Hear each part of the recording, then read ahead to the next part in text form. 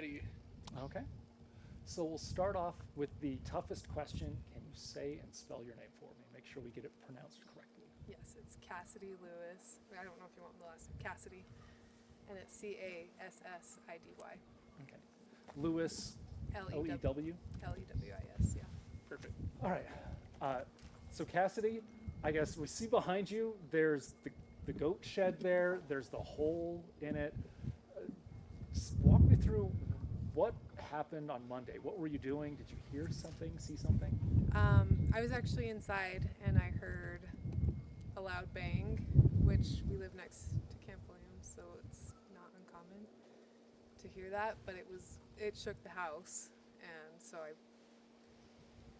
roosters were freaking out, the horses were going crazy too, so I went out and it took me a minute to kind of figure out what had happened, and I saw what looked like a bunch of snow inside the goat house and on top of it, and then I saw the goat and that she was injured, and so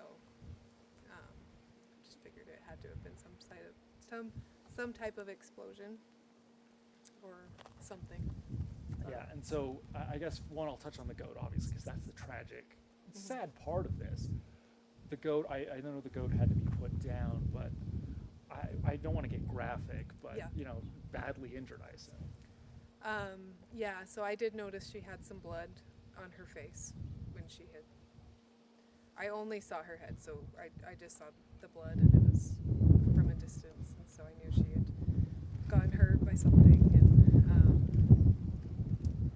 so then I went in to check it out, and I saw that she had definitely been hit in the head, and had some injuries with that, and was just confused by what had happened, so I did call the sheriff out, and he came out and kind of inspected it and saw that it wasn't, like I said, I thought maybe it was an ice bomb or something. I was just confused by what could even have caused that, and he just said that we are below a flight path and it could have been ice from an airplane, which I had no idea could even happen, but looked into that more, and yeah, I think that's probably what it was, is ice falling from an airplane. Yeah, at this point, does that seem like the only reasonable, only possible Yeah. explanation that makes sense? Yeah, I mean, I know odds of it happening are very low, but we were just very unlucky apparently to have it hit us. And, yeah, I don't know. So you mentioned you saw, you said it looked kind of like snow, I guess, From a chunks of ice. distance, Yeah. I was like, what?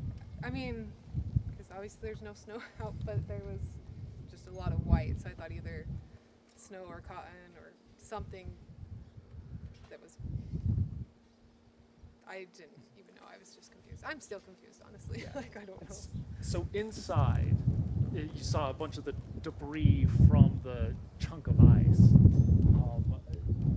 How much are we talking about? Do you have? Obviously, it was in pieces. It wasn't one big chunk at that point, but Yeah, it was at least a basketball size piece of ice, I would assume, especially with how the size of the hole and how much ice there was on the ground by the goat. So I also saw on there that one of the the roof braces. It's got it broke really a 2x4. Yeah, so it was a big enough impact to shake the house, break through that, and then shatter on the ground. So I don't know.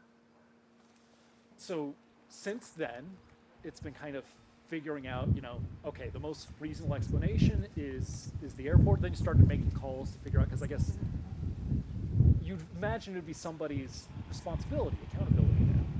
Yeah, I mean, honestly, every time I hear a plane go by, I'm like thinking, do I need to, it's made me a little bit nervous about it happening again, just because I don't know if it was one specific plane, just because I know that the water coming from the sink goes directly out the plane through a heated pipe.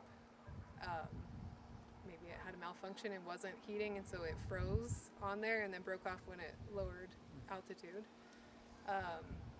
And so I feel like, yeah, we're sad that it happened. I'm grateful it didn't hit anybody. It could have killed somebody, and it did kill the goat, but I mainly worry about it happening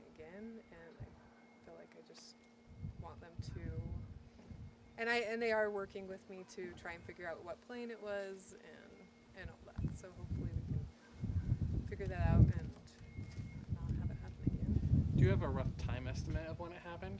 9:30. 10:30 Monday morning. Yeah. So we did have my sister lives there, so I called her right after it happened. So I had 9:33 on my phone when I called her, and then we have a neighbor that had a camera that was activated by the noise at 9:30. So 9:30 is So when you know when it happened. 9:30 is when it hit. So So you touched on this. Obviously, it's, you mentioned bad luck. Like the odds of just happening to fall not in an empty area, but Yeah. right here.